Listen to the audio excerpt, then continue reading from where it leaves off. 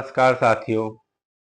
काव्य प्रसंग के YouTube मंच में आज आपके सामने लेकर आया हूं कुमार अंबुज की कविता खाना बनाती स्त्रियां। खाना बनाती स्त्रियां।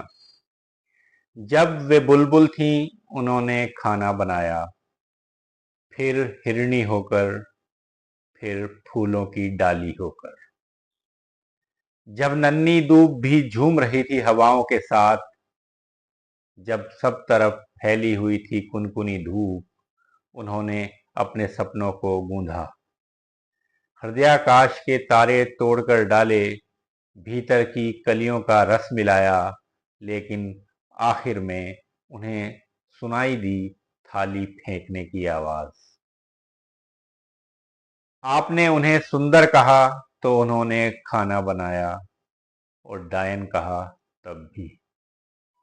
बच्चे को गर्भ में रखकर उन्होंने खाना बनाया, फिर बच्चे को गोद लेकर।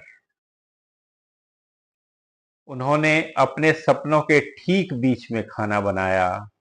तुम्हारे सपनों में भी वे आती रहीं, तुम्हारे सपनों में भी वे बनाती रहीं खाना।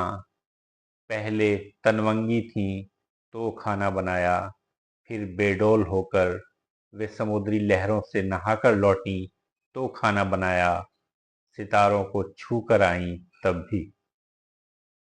उन्होंने कई बार सिर्फ एक आलू एक प्याज से खाना बनाया, और कितनी ही बार सिर्फ अपने सब्र से। दुखती कमर में, चढ़ते बुखार में, बाहर के तूफान में, भीतर की बाढ़ में उन्होंने खाना बनाया। फिर वात्सल्य में भरकर उन्होंने उमक कर खाना बनाया।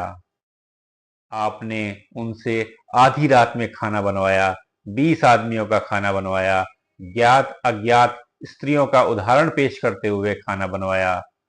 कई बार आंखें दिखाकर, कई बार लात लगाकर, और फिर स्त्रियोचित ठहराकर आप चीखे, उफ इतना नमक, और भूल गए उन आंसुओं को जो जमीन पर गिरने से पहले गिरते रहे तश्तरियों में, कटोरियों में। कभी उनका पूरा सप्ताह इस खुशी में गुजर गया कि पिछली बुधवार बिना चीखे चिल्लाए खा लिया गया था खाना, कि परसों 2 बार वाह वाह मिली उस अतिथि का शुक्रिया जिसने भरपेट खाया और धन्यवाद दिया, और उसका भी जिसने अभिनय के साथ ही सही हाथ में कोड़ लेते ही तारीफ की। वे क्लर्क हुईं, वे क्लर्क हुईं, अफसर हुईं। उन्होंने फर्राटेदार दौड़ लगाई और सितार बजाया, लेकिन हर बार उनके सामने रख दी गई एक ही कसौटी। अब वे थकान की चट्टान पर पीस रही हैं चटनी, रात की चढ़ाई पर बेल रही हैं रोटियां। उनके गले से, पीठ से, उनके अंधेरों से रिस रहा है पसीना। रेले बह निकले हैं पिंडलियों तक, और वे कह रही हैं यह रोटी लो, यह गरम है। उन्हें सुबह की नींद में खाना बनाना पड़ा, फिर दोपहर की नींद में, फिर रात की नींद में, और फिर नींद की नींद में उन्होंने खाना बनाया।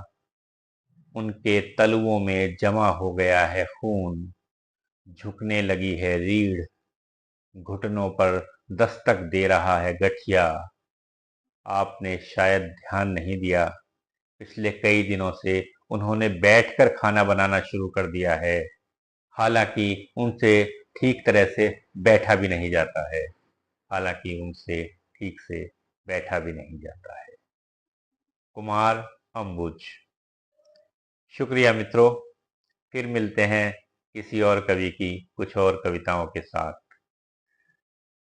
आपसे अनुरोध, काव्य प्रसंग को सब्सक्राइब कर दें, अपने मित्रों के साथ शेयर करें, और अपनी राय से हमें जरूर अवगत कराएं।